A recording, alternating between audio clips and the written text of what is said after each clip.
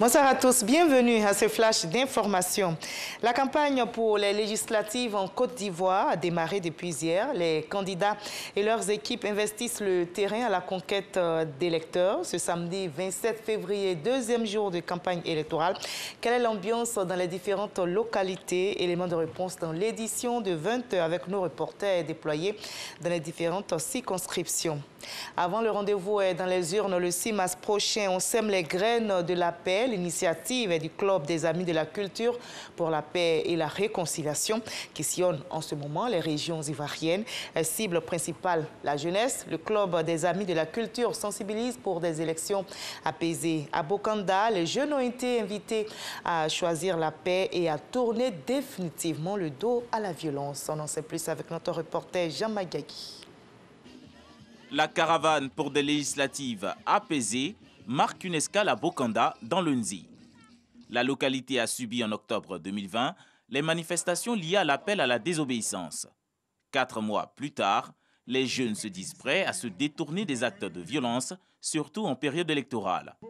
Le symbole de cette volonté, c'est l'engagement pris par ces deux jeunes, l'un autochtone et l'autre allochtone, prône l'unité et la fraternité à la grande satisfaction du représentant de Kouadio Konan-Bertin, ministre de la Réconciliation nationale. Élection Tunyaga, Tuegawa. Un message conçu pour tous les jeunes. Cette caravane est faite dans le sens d'aller à la paix et à la réconciliation.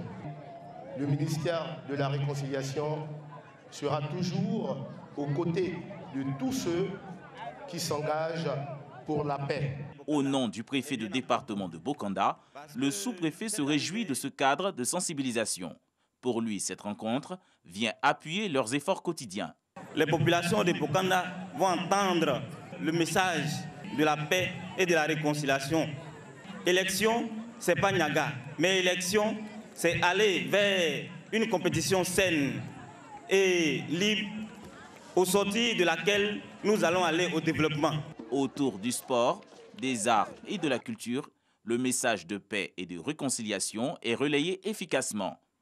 Voir des jeunes de toutes les ethnies, de tous les âges, s'amuser sur une pelouse, fraternellement, sans casser, sans brûler, sans s'affronter, sans voir le sang couler. C'est cette belle image que je voudrais garder de Bokanda. Que cet état d'esprit demeure en vous. Serge Koléa, ambassadeur de la paix, et son équipe seront sur le terrain jusqu'au 5 mars prochain. Voilà, et que la paix demeure en chacun de nous, car la paix favorise le développement, le bien-être. Les populations du quartier Sagbé, dans la commune d'Abobo, elles peuvent en témoigner. Elles ont désormais de l'eau potable dans leur robinet. Celles d'Akeikwa connaîtront le même sort dans exactement 6 mois. Les travaux d'alimentation en eau potable ont démarré hier. Le ministre de l'Hydraulique, Laurent Tchagba, a lancé les travaux de canalisation et d'extension des réseaux qui permettront ainsi de renforcer l'accès à l'eau potable dans cette partie d'Abidjan.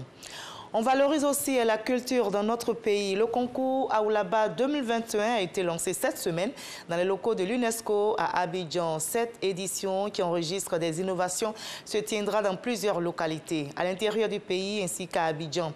Aoulaba, concours de valorisation et promotion des valeurs culturelles ivoiriennes, est soutenu par l'UNESCO.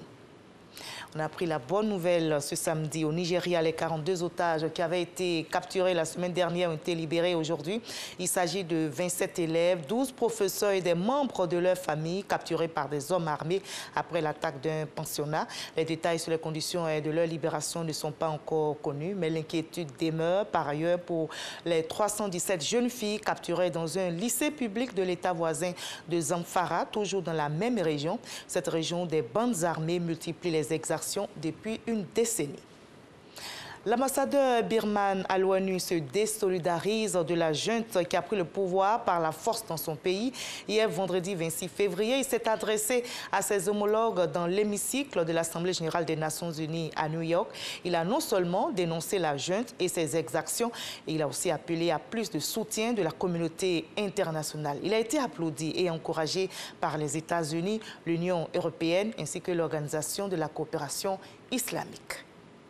On se retrouve à 20h pour la grande édition tout à l'heure.